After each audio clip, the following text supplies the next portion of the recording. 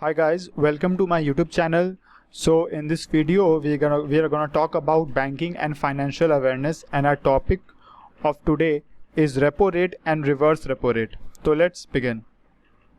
So as you may know that the RBI is the central bank of India, and it governs all monetary policy and regulates other banks also.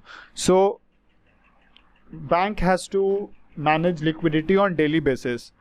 And what does liquidity mean? So liquidity is the availability of cash or cash equivalent to meet short-term operation. So bank has to manage daily liquidity on daily basis. So RBI helps them to manage this under a facility called liquidity adjustment facility. So liquidity adjustment facility provide you two things, that is repo rate and reverse repo rate, by which liquidity is being adjusted. So in repo rate what happens, and in reverse repo rate what happens? So first of all, let us understand what is liquidity shortage, that is surplus liquidity and shortage liquidity. So surplus liquidity is an excess of production or supply or leftovers by a bank or something, or a production, that is excess of it, that is a amount of something that is left over or which is not used. And shortage is the shortage of money or products or facility, anything. So what does repo rate and reverse repo rate do? So let's understand it. So repo rate, what is the full form of repo rate? So repo rate is repurchase option. So repo rate is repurchase option, and reverse repo rate is reverse repurchase option. So what happens in repo rate is that the banks, apart from the RBI, banks takes loan from the RBI if it needs money or other things, like if it has shortage of money or cash. So other banks will go to the RBI and take a loan, and the interest charged by the RBI to that bank is called the repo rate. Now let's go to reverse repo rate.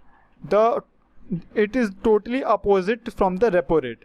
So it is reverse. So that is why the name is reverse repo rate. So when the other banks have surplus liquidity in its market, that is an excess amount of money, leftover money. So what will happen then?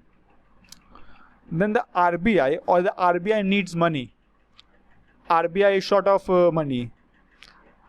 So what will happen in that case, that RBI will approach the other banks and take loan from it. Okay, and the other bank will charge some rate of interest, and that rate of interest is called reverse repo rate.